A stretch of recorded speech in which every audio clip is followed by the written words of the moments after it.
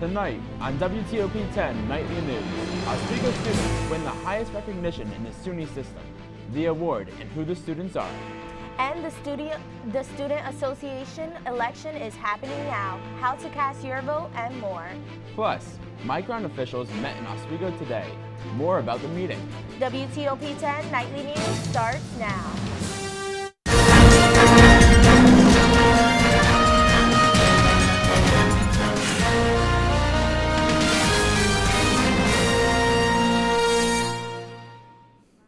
Good evening and welcome to WTOP-10 Nightly News. I'm Ryan Skinner. And I'm Amani De La Cruz. Earlier tonight, Micron officials met in Oswego County to discuss the company's plans to build a semiconductor fabrication plant in Clay. Micron's Chief People Officer, April Arnzen, was joined by Mayor Billy Barlow and the college's officer in charge, Mary Toll. With us tonight, our own WTOP-10 reporter, Riley Jones, was at the event hours ago and is here to discuss what he saw. Hi, Riley. Hi, Amani. Thank you for having me on tonight. Let's get right into the questions. Can you tell us why Micron representatives were on campus tonight? Well, like you guys mentioned, the company Micron is building a $100 billion semiconductor in the town of Clay. That comes shortly after the CHIPS and Science Act had been approved on the federal level. What that act did, it gave $52 billion to companies similar to Micron and allowed them to kind of start up new places, new factories and new semiconductors in the country of America. What did the mayor of Oswego, Billy Barlow, have to say? Billy Barlow, I spoke with him personally. He was absolutely thrilled about the opportunity. He did want to clarify, very specially, with a short speech that he gave, that the plant is happening. He said that he heard a lot of people talk of, oh, if it happens, if it works out. He wanted to make it very clear that the plant is coming. He called it a once-in-a-3-generation opportunity. So Mayor Barlow is extremely excited about this.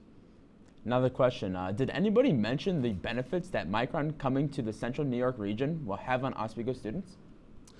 Well, yeah, they said that there were all sorts of different opportunities for all types of young people. They already have camps and opportunities to empower younger high school students, and they are even starting a new camp that is going to go even younger than that to sort of get young people interested in the field of semiconductors and technologies, things like that. I spoke with Christy Eck, who is a SUNY Oswego representative.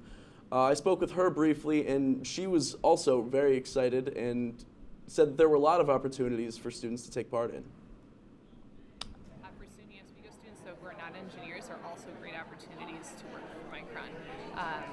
Technology majors, physics majors, chemistry, biology, business majors. There's room for all at the table. And if you're curious, you're capable, you're coachable, and you're willing to really pursue a great opportunity.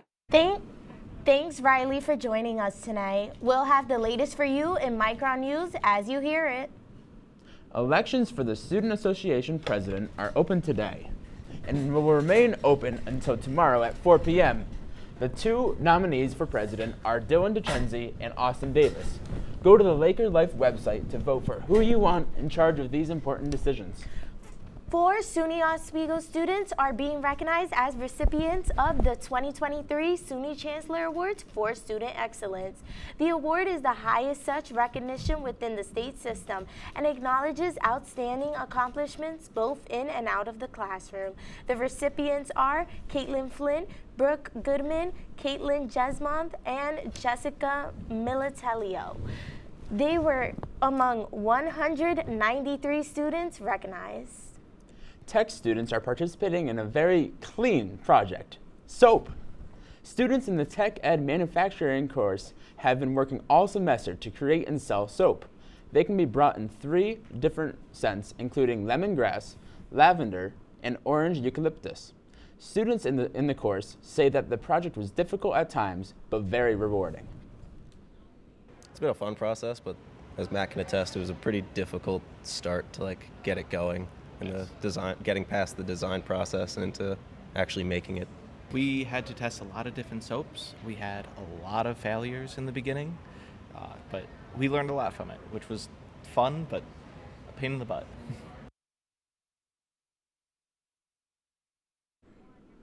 All the money from the soap is going right back to the students, as they have been putting in a lot of their own time, money, and effort into the project. If you're interested in getting your own bar of soap, they will be sold at a table by Fusion in Shinneman tomorrow. Timothy Kerwin is Oswego City Court's newest judge. Yesterday, Kerwin was sworn in by State Supreme Court Justice Greg Gilbert, who says he's confident that Kerwin will do right by the people of Oswego. Kerwin took office today handling criminal cases, small claims, commercial claims, summary proceedings, and misdemeanor traffic violations. One person was left injured after an SUV collided with a Greyhound bus last night. The bus, which was trying to turn around to avoid colliding with a bridge that was about a mile away, was struck by the SUV on the Onondaga Lake Parkway around 8:30. All lanes were closed for about an hour on both sides. Nobody was killed, and the driver of the bus was issued an overhyped vehicle ticket for being on the parkway. Now let's take a quick look at the weather with Storm Team 10 meteorologist Evan Biedron. Evan? Earlier today, the sun was shining. It was a beautiful day outside. Here was the sunset just a couple short hours ago. Beautiful sunset. Multiple people were outside taking in the views. But the sunset won't be sticking around for long for multiple other days because we do have some rain showers moving into our area as you get closer to the weekend. But for tonight, we did have a mostly clear sky, 44 degrees for your low. So make sure to get outside as much as possible tonight because you won't have time to do this much longer. But first, back to you guys at the desk. Coming up, Russian missiles attacked Ukraine early this morning. Plus, residents in the southern U.S. are at risk of damaging winds, large winds, and possible tornadoes. What you need to know.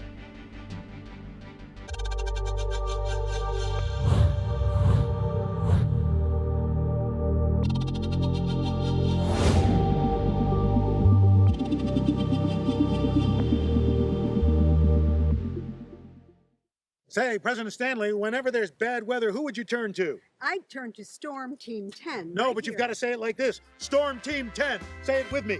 Storm Team 10.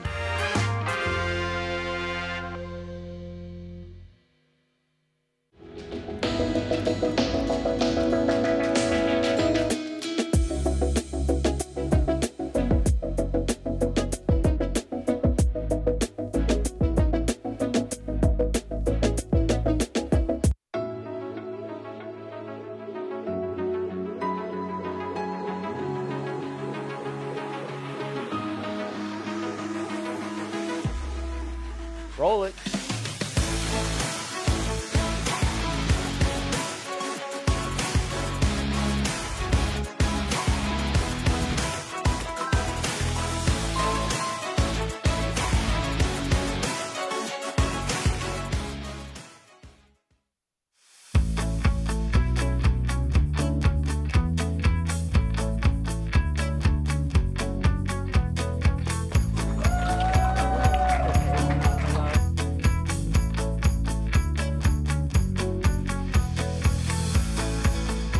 Jill told me it was Kitty from Glee. Yeah, what is it? Al Roker.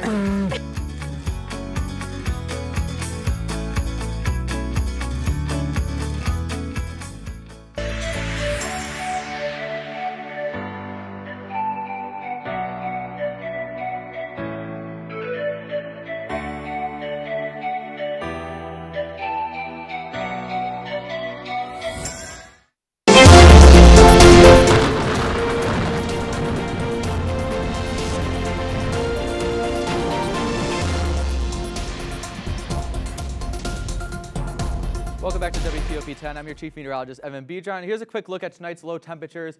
We can't see all the way in western New York. Buffalo, you are at 44 degrees. Here in Oswego, just a little bit lower at 42 degrees. As you head towards Syracuse, 43 degrees. Overall, most of New York State is about the upper 30s, low 40s. This will be sticking around through most of the week, even into the weekend. And as we look for our stargazing forecast, for any of you who want to go out stargazing, the moon is about 51% full, so you get a good view of the moon tonight. Beautiful stargazing conditions as you go into the morning hours. The planets, though, maybe Mars is the only one, or Venus is the only one that's visible tonight. Mars, Saturn, maybe just a little bit, and Jupiter and Mercury. There's really no chance of seeing those planets tonight. And looking for our garden cast for tomorrow, we can see starting at 9 a.m. chilly conditions, but mostly sunny skies. But as you go throughout most of the day, we can see increasing cloud cover. And as you get closer to nighttime hours, around 9 p.m., there is a chance of rain. Most of the rain will be impacting our area, though, as you go into the weekend, closer to next weekend. So maybe tomorrow, if you want to take in just a little bit of sun rays we have left, we will have a high of around 64, increasing clouds again towards sunset. So if you want to get outside, maybe do that around the midday hours, maybe even early evening. But as you get closer to nighttime hours when the sun's starting to set, we will see more rain chances in our area.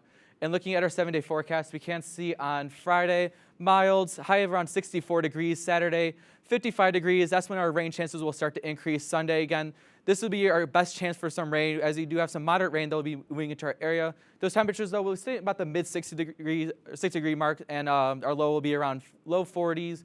And as we go through most of early next week, we can see those temperatures start to level off about the low 50s, with those lows also leveling off about the low 40s. And as we go through most of later next week, we can see the sun start to return, but those rain showers may be sticking around the area as you go into next weekend. But those mild temperatures will start to return as temperatures start to rise. But even here in Oswego, as we see our own chances of rain, many residents in southern Texas and Louisiana into the Florida Panhandle are at risk for large hail, damaging winds, and possible tornadoes. The same storm system that caused widespread damage yesterday. Laura Aguirre reports. We went through 2 hurricanes last year, and this does not compare to either one of them, maybe even both put together. Hail as large as softballs from the Florida Panhandle over to southern Texas. Many are assessing damage from Wednesday's wind-driven hail that battered property like cannonballs. We lost half of our, the top to our lanai and our gutters on both sides, and I have some windows broken in the back and hail damage to my car. One Florida middle school's courtyard buried in hail, looking more like a blanket of snow. This bull in Texas trying to escape the onslaught. His owner says he made it to safety. This is insane. The Storm Prediction Center is forecasting large hail, heavy rain, strong winds, and possible tornadoes for the same region of southern Texas through most of Florida into Thursday evening. In the Midwest, pumps along the rising Mississippi River are working around the clock. Melting snow runoff has pushed the river over its banks and into towns from Wisconsin to Minnesota for days. Like most small towns, we've managed to do all of the sandbagging and so forth with volunteer help. All of the gates along Dubuque, Iowa's massive flood wall are now closed. The river is expected to crest there Saturday, while many other towns may not see relief until next week. We have weathered the storm. We'll wait for the water to recede and see what kind of damage we have. I'm Laura Aguirre reporting. The Equal Rights Amendment failed to advance in the Senate. The resolution to remove the deadline for ratification of the proposed amendment to the Constitution failed in the Senate today, 51-47. Although it had 2 Republican co-sponsors, most GOP senators opposed it, arguing that the amendment is not needed because of equal protections to women in the 14th Amendment. Supporters say the Equal Rights Amendment would ban discrimination on the basis of sex and guarantee equal rights for all under the Constitution. U.S. Senator Tim Scott says he is still considering a presidential run. The South Carolina Republican told Fox News he will decide if he is entering the race at the end of May. Scott already announced an exploratory committee for president earlier this month. Scott told Fox News that he could beat Biden, who announced his re-election bid this week. Scott has been reluctant on speaking about frontrunner Republican presidential nominee Donald Trump. A Russian missile attack in the city of Mykolaiv killed at least 1 person and injured 23, according to Ukrainian authorities. They say the attack launched in the early hours this morning from the Black Sea and targeted civilian buildings. Ukrainian President Volodymyr Zelensky confirmed the attack on his Telegram channel, calling it, quote, yet another crime against humanity. 10 policemen were killed in an attack in the Indian state of Chhattisgarh on Wednesday. According to the state's chief minister, the policeman and the driver died in an explosion when they were on their way back from an operation against Maoist militants. It's believed that the militants are responsible for the attack, which also condemned Prime Minister Narendra Modi, who sent out condolences to the victims' families. Coming up, a peacock is on the loose in New York City. But first, a lawsuit with Meta falls through.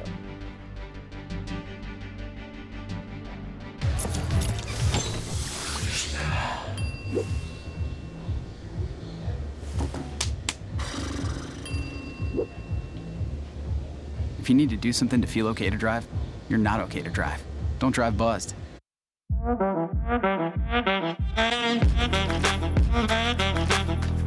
Shine on that boy. Look at the bling. Look at do we got a diamond tester on? Yeah, that's getting bad. Yep. 10 out of 10 recommend on Yelp.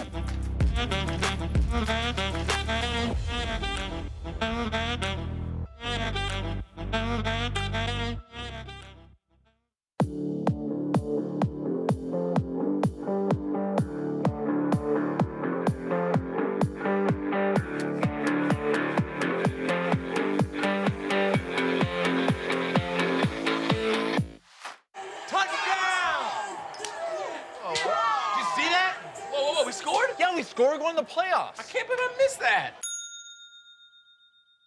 Every time I'm buzzed, I spend too much time on my phone. What? I should take your phone away. No. I'll call for a ride. Hey, why does my face look like that? I'm playing with these new face filters. Okay, you know what? Yep, that's mine. But I need that back. No. Kevin!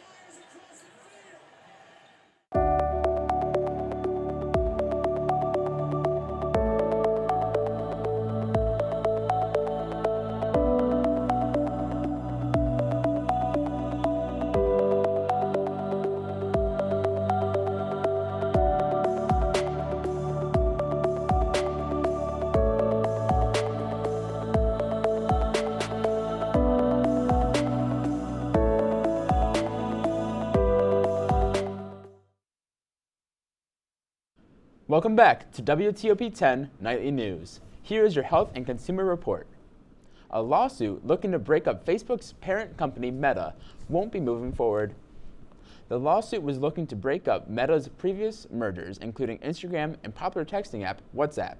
The case did get very far because they were years late. While this is a win for Meta, it is a loss for those who consider Meta too influential in the media industry. Samsung profits have taken a hit, dropping 95% today. Their profits fell to $479 million, their lowest in 14 years. Inflation and low demand is what Samsung says can be to blame for the lack of profits. Because of this, chip prices have plunged about 70% over the previous 9 months. The CDC says 1 in 5 high school students in the U.S. have witnessed firsthand violence from people who aren't immediate family. The report frames these findings as a significant public health concern. Also found within the report, witnessing violence makes teens more likely to carry guns and engage in substance abuse. You may have not heard of the name Raul, but the NYPD has. Raul is a peacock who escaped the Bronx Zoo and is giving authorities in New York City a run for their money. Raul has found a new home away from home in a tree. The zoo is now on the lookout for him. Coming up in sports, Jarrad Wakefield. Thank you very much, guys. It's a busy week over at the Laker Athletic Complex as well as on the ice in the 315. Don't go anywhere. Sports is next on WTOP-10.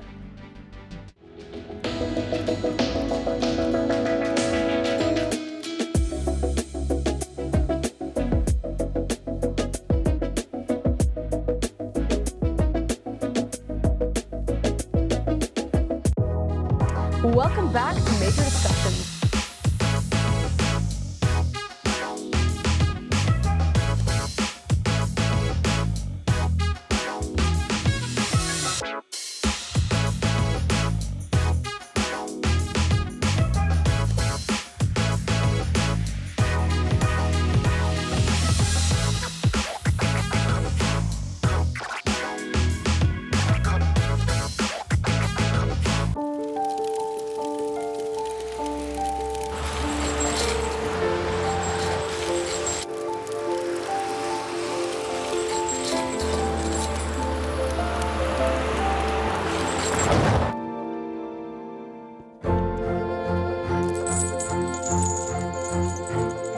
Did you know dragging chains can spark a wildfire?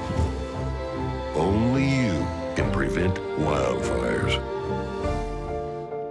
When I was in foster care, I never knew when I would have to move. So I always had my suitcase ready to go. Then one day, I was adopted. My new parents opened their hearts and home to me. My parents cook my favorite breakfast for me every morning. My parents take me on trips I never thought I would go on. They gave me a home and an even better reason to use that suitcase. My parents aren't perfect, but they're perfect for me. Hey there, I'm Al Roker, class of 76. Yes, way back in 76. Back when the earth was cooling. You're watching WTOP.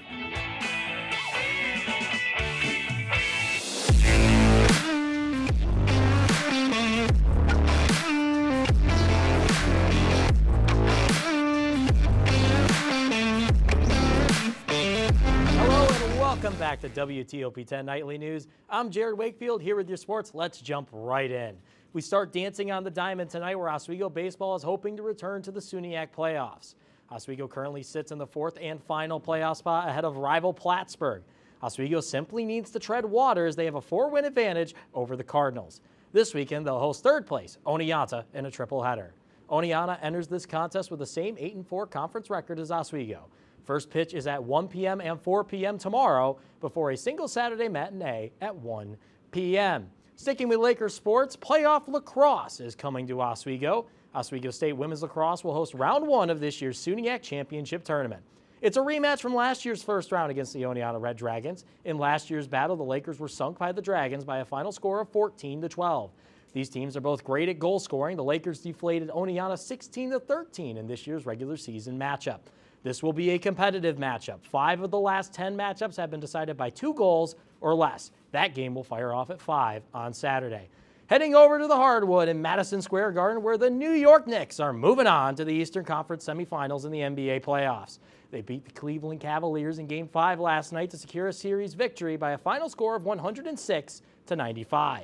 Jalen Brunson, who's been the star of a transformational season for the Knicks, led the team with 23 points. It's the first playoff series win for the Knicks since 2013, where they beat the Boston Celtics in the first round before the Indiana Pacers ended their hopes in that year's semifinal. They will face the Miami Heat on Sunday at 1 p.m. in the first game of this year's conference semifinal. Let's bring it on home now to home ice, as now all 3 of Central New York's American Hockey League franchises continue their chase for this year's Calder Cup. The Syracuse Crunch already have a 2-game lead over the rival Rochester Americans in the best-of-5 North Division semifinal. Syracuse will travel to Rochester on Friday looking to sweep the series in 3 and advance to the divisional finals. They could face a longtime rival in the Utica Comets as they open up their North Division semifinal series again tonight against the Toronto Marlies. The Comets swept the Laval Rocket in the first round to face Toronto, the top-seeded team in the division. Game 1 is currently underway in Toronto, and Toronto just took the lead with 6 minutes left in the third period. They lead 5-4 in regulation. Let's head on over to the NHL now. The Boston Bruins and the Florida Panthers facing off, in the Panthers a must-win game here in TD Garden in Boston. We start things off, and it's going to be the Panthers getting on the board early. Nice little sauce from Carter Verhaeghe over to Anthony Duclair. 1-0 Florida in an absolutely beautiful play to open up scoring. Verhaeghe with a nice little sauce, and Duclair puts it right on the dish and beautifully played, and Duclair puts the Panthers up early. That's what they needed. The Panthers with an early advantage. We move to the second. Boston power play. Marchand gets it, a leaky goal, gets right through Sergei Bobrovsky, and Brad Marchand will tie it up for the Boston Bruins, and Charlie McAvoy able to find him from the point. We move to later in the second. Sam Bennett is going to take the lead back for the Florida Panthers. Bennett able to get that puck wide open, and this puck actually goes off a Bruin stick and over the glove of Olmark, unable to get any leather on it, and the Panthers up 2-1 as we head into the third. Third period, Boston on a power play fairly early on, and it's going to be the captain, their captain, Patrice Bergeron. Nets a tip in from Brad Marchand. It's Patrice Bergeron's first game back from injury. He's missed the first 4 of this series so far, and Bergeron ties it up. Florida immediately goes to the power play less than a minute later. Sitting on it, Sam Reinhart, the former Buffalo Sabre, takes the lead right back in less than a minute, and Florida back to a 1-goal lead, assisted by Barkov and Tkachuk. Boston looking for a quick answer about halfway through the third period. Taylor Hall finds the loose puck and rifles it in, and the Garden is alight. as Hall ties the game up. And ladies and gentlemen, we are going to need bonus hockey to finish this one. A dump and chase by the Panthers. Misplay by Lena Solmark, wide open, skate save Olmark, but that's going to be wide open for Matthew Kachuk, the sensation. Buries that one past Lena Solmark. It's a 4-3 Florida victory. They force Game 6 in Florida. Sergei Bobrovsky, an incredible night, 44 saves on 47 shots. That's going to do it for tonight's sports. We can put that report in the books, but don't go anywhere. When we come back, we'll say hello to our furry friend. And it could be your last chance to see one occur for 2 decades, as the next time one will be visible over the continental U.S. He's May 84. Jarrad told police in the hospital that he had pressed the doorbell and waited. They mix with oxygen and nitrogen and become briefly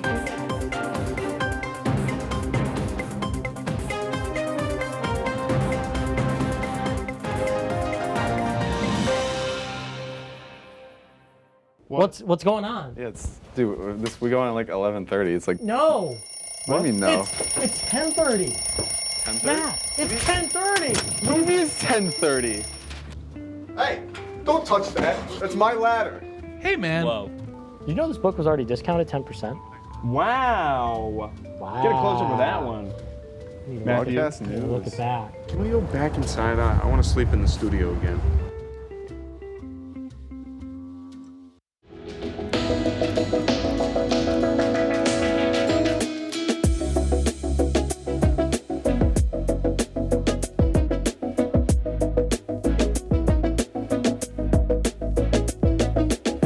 When I was in foster care, I never knew when I would have to move. So I always had my suitcase ready to go. Then one day, I was adopted. My new parents opened their hearts and home to me. My parents cook my favorite breakfast for me every morning. My parents take me on trips I never thought I would go on. They gave me a home and an even better reason to use that suitcase. My parents aren't perfect, but they're perfect for me.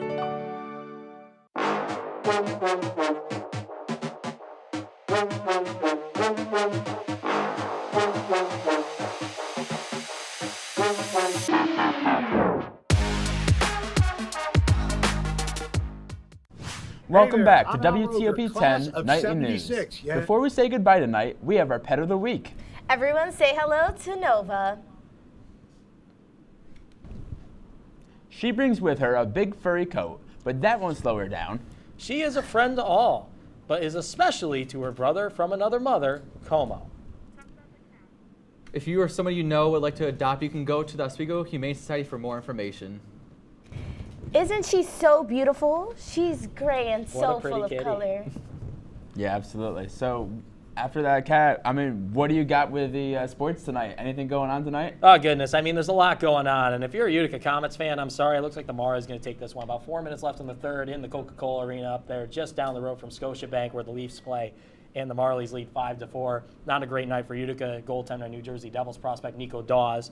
Over in the NHL, not a good night for the Leafs either. Kind of a Game 7 feel. They really needed to win this Game 5 to try and lock it down over the Lightning.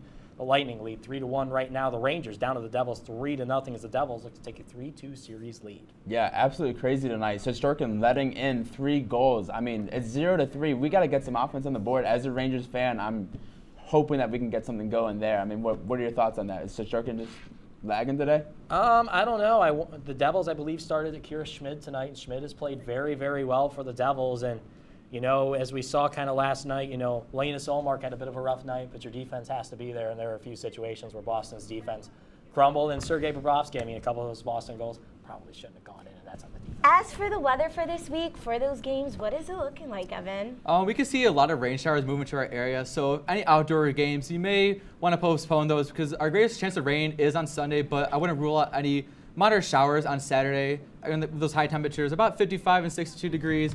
Good for outdoor weather, but as for the rain, not so much great for outdoor sports. Yeah, definitely looking forward to getting warmer. That's our report for tonight. Thank you for watching. Have a great night, everyone.